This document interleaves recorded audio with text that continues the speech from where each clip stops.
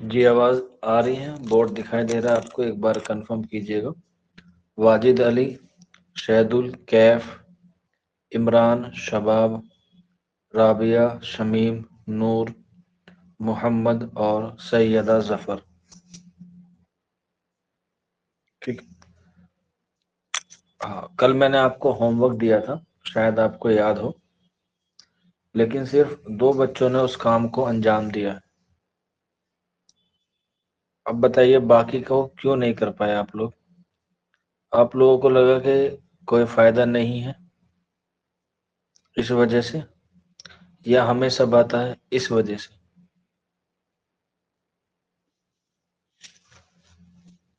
بتائیے۔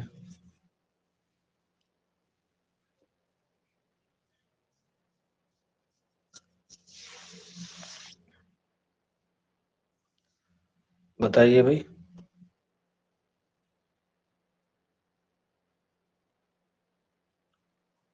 نور، سیدہ، سمیع، شباب، عمران، کیف، شہد واجد علی۔ آواز کا کیا دیکھنا تھا آپ کو؟ پڑھنے دی لبے آتی ہے دعا بن کے تمنا میری، اور کیا کرنا تھا اس میں؟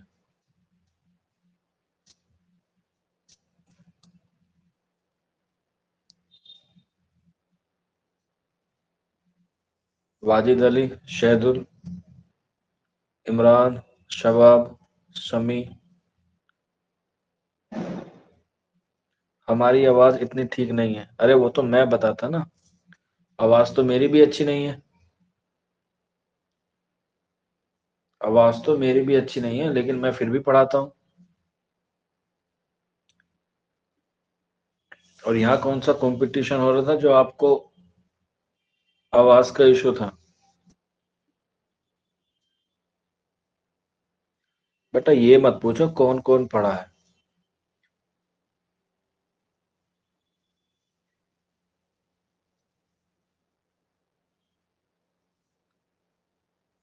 ٹائم نہیں ملا۔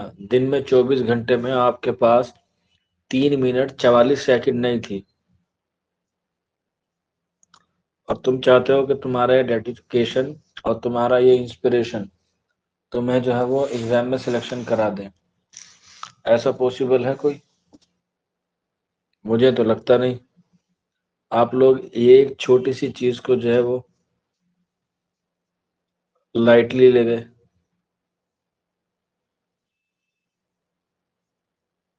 اس کا مطلب تو یہی ہوا کہ آپ کو جو ہے وہ ٹیچر کی فرما برداری کرنی ہی نہیں ہے۔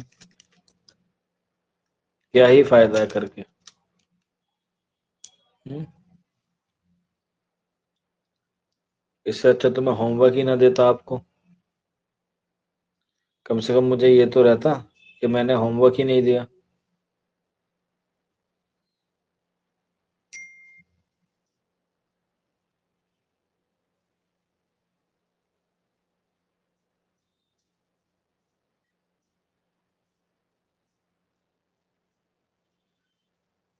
چلیے خیر کوئی بات نہیں،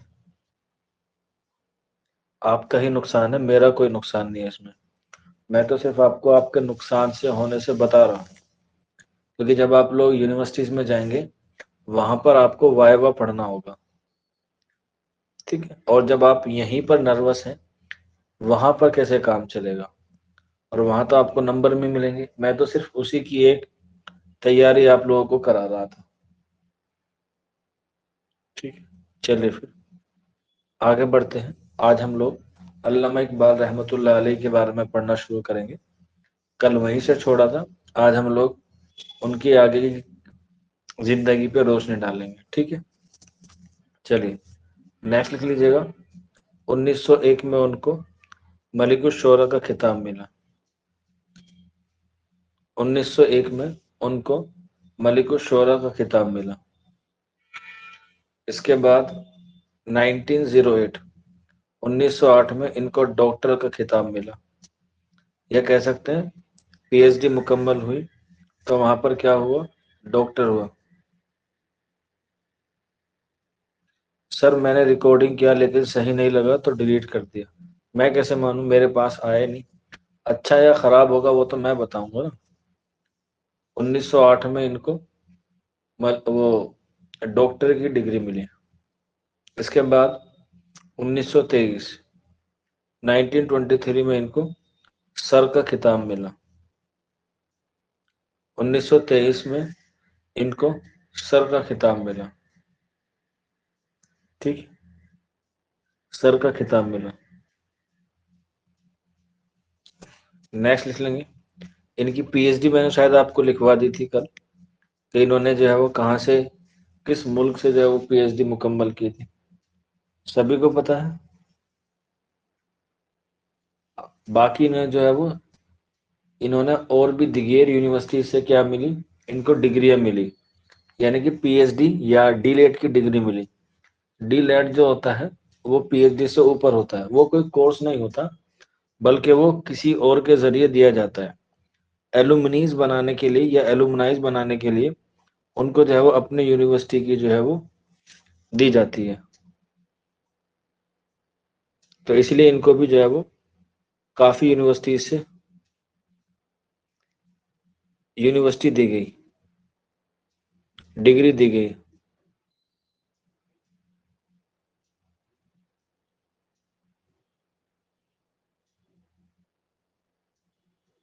ٹھیک، چلے اب ہم لوگ بات کریں گے ان کی ادبی خدمات پہ، ٹھیک، ادبی خدمات پہ۔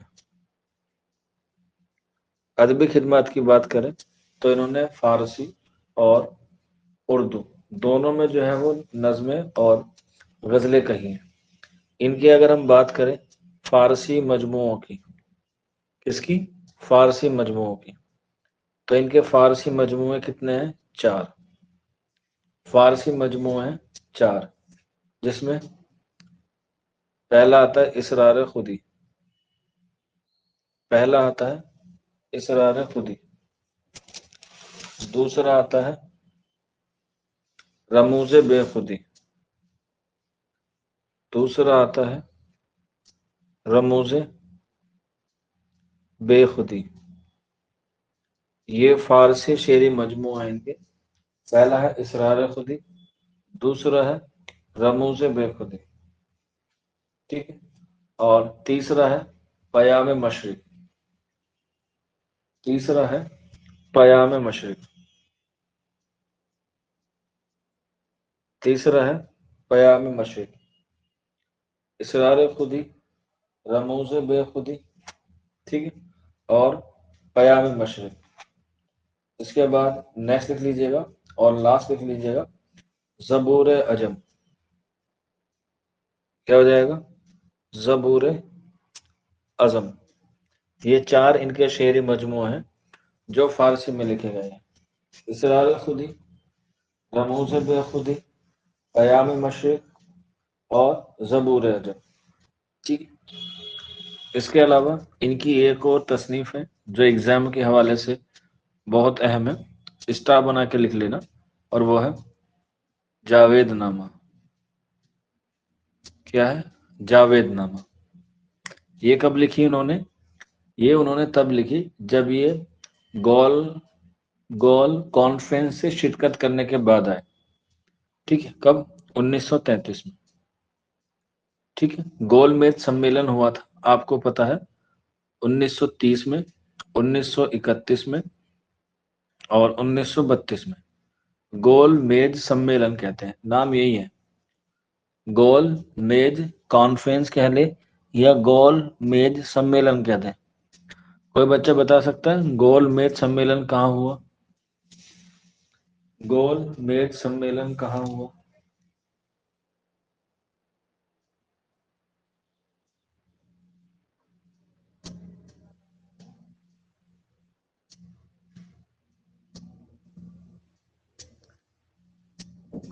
واجد علی نے کہا این، سید ال نے کہا این۔ اچھا، ہمارے پاس حکومت کس نے کی یہ بتائیے، ہندوستان پر حکومت کس نے کی؟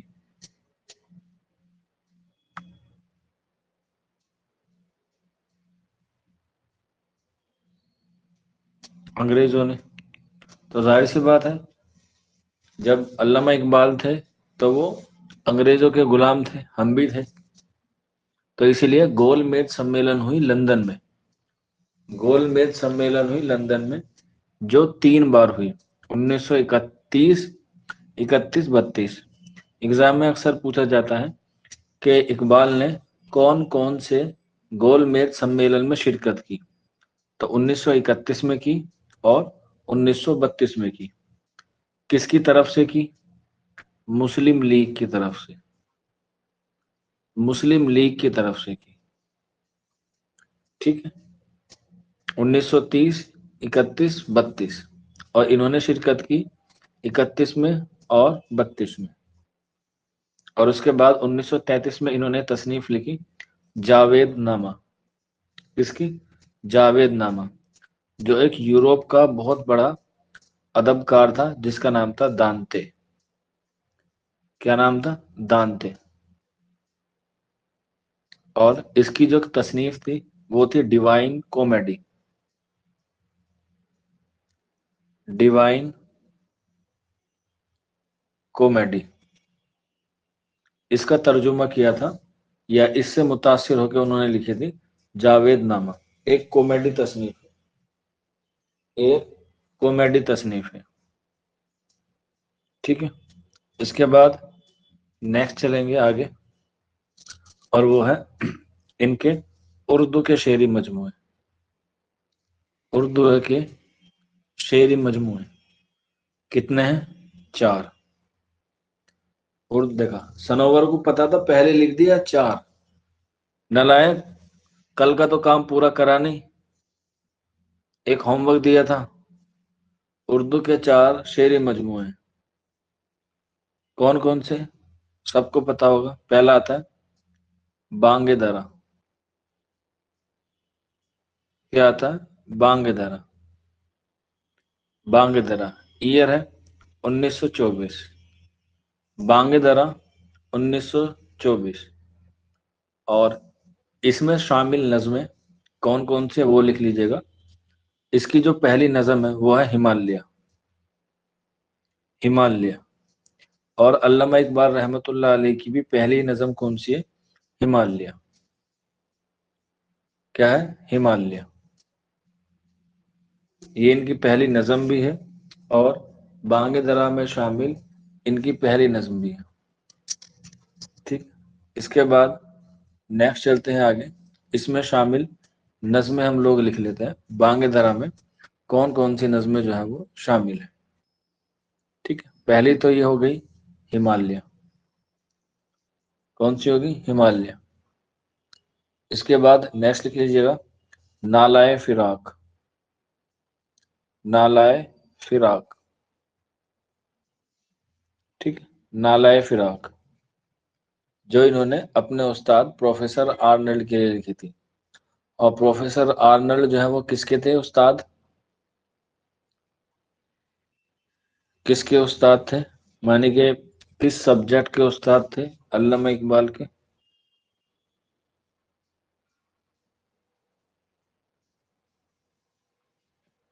بالکل، فلاسفی کے تھے، فلسفے کے تھے۔ اس کے بعد نیکسٹ لکھ لیجیے گا طلبہ علی گڑھ کے نام۔ نیکسٹ نظم ہے جو بانگ درا میں شامل ہے، طلبہ علی گڑھ کے نام، طلبہ علی گڑھ کے نام، یہ بھی جو ہے وہ اسی میں شامل ہے، بانگ درا میں۔ اس کے بعد شکوہ اور جواب شکوہ، شکوہ اور جواب شکوہ۔ اس کے بعد والدہ مرحوم کی یاد میں، والدہ مرحوم کی یاد میں، والدہ مرحوم کی یاد میں۔ اس کے بعد خضر راہ، اس کے بعد خضر راہ، اس کے بعد شعاع آفتاب، یہ ساری اسی میں شامل ہیں، شعاع آفتاب، شعاع آفتاب، اور طلوع اسلام کیا ہو جائے گی؟ طلوع اسلام.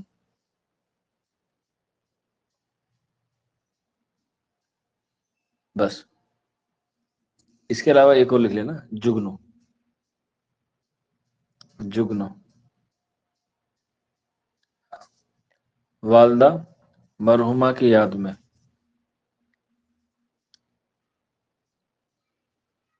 ٹھیک، تو یہ ہو گئی آپ کی بانگ درا میں شامل ان کی نظمیں. اس کے بعد نیکسٹ ہے بال جبریل. بال جبریل ایئر ہے 1935. بال جبریل 1935. 1935. اور اس میں جو شامل نظمیں ہیں وہ لکھ لیجئے گا، جیسے لینن خدا کے حضور میں. لینن خدا کے حضور میں. لینن خدا کے حضور میں. اس کے علاوہ مسجد قرطبہ. مسجد قرطبہ. مسجد قرطبہ. اس کے بعد نیکسٹ لکھ لیجئے گا جبریل و ابلیس. جبریل و ابلیس. جبریل و ابلیس. جبریل و ابلیس. اس کے بعد ساقی نامہ. ساقی نامہ. اس کے بعد ذوق و عشق. ذوق و عشق. ذوق و عشق. ٹھیک ہے، اور آخر میں لکھ لینا پرواز. پرواز. یہ ان کے بال جبریل میں شامل نظمیں ہیں 1935. اس کے بعد نیکسٹ لکھ لیجئے گا 1936، یعنی کہ ضرب کلیم 1936. یہ ان کا تیسرا شعری مجموعہ ہے جسے ہم لوگ کہتے ہیں ضرب کلیم. ضرب کلیم. اس میں شامل نظمیں لکھ لیجئے گا ایگزام کے پوائنٹ آف ویو سے، جیسے شعاع امید. شعاع امید. شعاع امید. اس کے بعد نیکسٹ لکھ لیجئے گا شعاع امید کے بعد معراج. معراج. معراج. معراج کے بعد مسلمانوں کا زوال. مسلمانوں کا زوال. مسلمانوں کا زوال. اس کے بعد نیکسٹ لکھ لیجئے گا ہندی مسلمان. کس کا؟ ہندی مسلمان. ہندی مسلمان. اس کے بعد فنون لطیفہ. فنون لطیفہ. بس یہ نظم لکھ لینا آپ لوگ بال جبریل میں شامل وہ ضرب کلیم میں 1936. اس کے بعد لاسٹ ہے 1938. 1938 میں ان کا چوتھا شعری مجموعہ جس کا نام ہے ارمغان حجاز. ارمغان حجاز. یاد رکھنا یہ آدھا جو ہے وہ فارسی میں ہے اور آدھا جو ہے اردو میں ہے. ڈبل اسٹار بنا کے لکھ لینا. ڈبل اسٹار کا مطلب ہوتا ہے کہ یہ سوال ایگزام میں امپورٹنٹ ہے، پوچھا جائے گا. ٹھیک. اس میں بس ایک ہی نظم آپ کو یاد رکھنی ہے، اور وہ ہے ابلیس کی مجلس شورا. ابلیس کی مجلس شورا. مجلس شورا. ابلیس کی مجلس شورا. ٹھیک ہے، بس اس سے زیادہ جو ہے وہ آپ کو ان کی نظمیں یاد نہیں کرنی ہے، باقی اس سے زیادہ آپ کو آتی بھی نہیں ہوگی ایگزام میں. ٹھیک ہے، یہ ہو گئی ان کے متعلق ان کی نظمیں، اور ان کے متعلق جو ہے وہ ان کے شعری مجموعے. حالانکہ انہوں نے جو ہے وہ نثر میں بھی جو ہے وہ کیا کی ہے، تب آزمائی کی ہے. اور ان کی جو پہلی تصنیف تھی وہ نثر میں ہی تھی، جس کا نام تھا علم الاقتصاد. علم الاقتصاد، یہ ان کی پہلی نثری تصنیف تھی، علم الاقتصاد. ٹھیک، اس کے بعد خطبات مدارس، یہ بھی ان کی نثر میں ہی آتا ہے، خطبات مدارس. اور خطوط کا مجموعہ میں آپ کو لکھوا ہی چکا ہوں، ان کا مکاتب اقبال، آپ لوگوں نے لکھ لیا بھی ہوگا. ٹھیک ہے،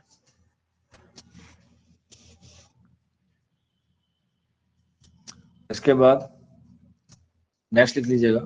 علامہ اقبال رحمۃ اللہ علیہ کو کیا کہا جاتا ہے؟ غالب کا دوسرا روپ کہا جاتا ہے.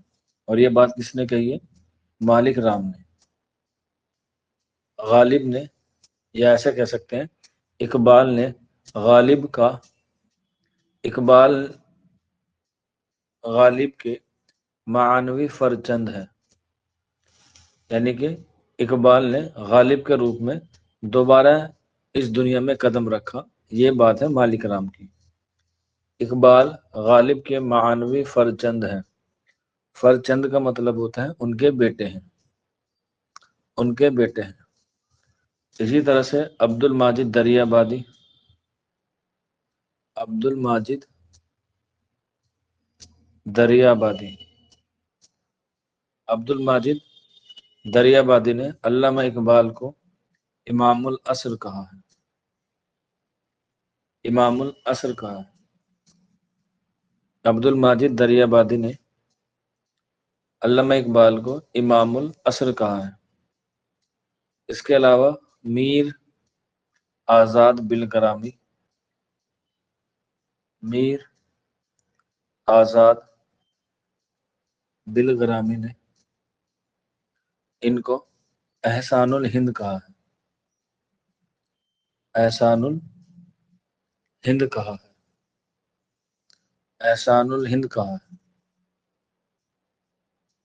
اور رشید احمد صدیقی کا قول میں آپ کو پہلے ہی لکھوا چکا ہوں، حال ماضی کے اکبر حال کے اور اقبال مستقبل کے شاعر قرار دیے جا سکتے ہیں. ٹھیک ہے، اسی کے علاوہ یہاں پر رشید احمد صدیقی کا ایک اور قول لکھ لیجیے گا. اکبر مبصر، اکبر مبصر، حالی معلم اور اقبال مجاہد ہیں. اکبر مبصر، حالی معلم اور اقبال مجاہد ہیں. ٹھیک، یہاں تک بتا دیجئے کسی بچوں کو کوئی ڈاؤٹ ہو، کوئی کوئری ہو، یا کوئی ایسی بات جو آپ کو نہ سمجھ میں آئی ہو.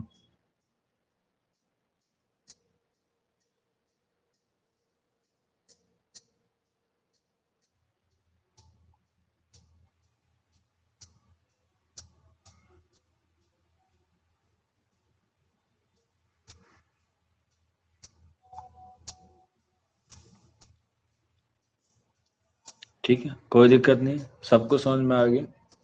اس کے بعد نیکسٹ ہیڈنگ ڈال لیجیے گا آپ لوگ فیض احمد فیض. فیض احمد فیض. 2 منٹ بعد کلاس کو شروع کریں.